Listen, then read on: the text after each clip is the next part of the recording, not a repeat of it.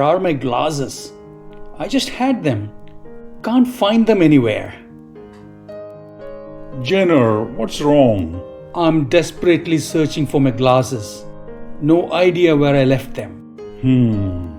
Apart from that, you seem unsettled. Is something troubling you?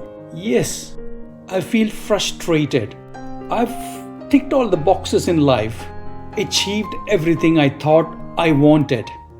Yet, I feel incomplete. I don't know why. You're not alone, Jannar. You know, there are three kinds of people in this world. The first one are those who know nothing of the truth of life. They are born, they suffer, and they die. The second one are those who have read about it. They say they know everything, but only intellectually.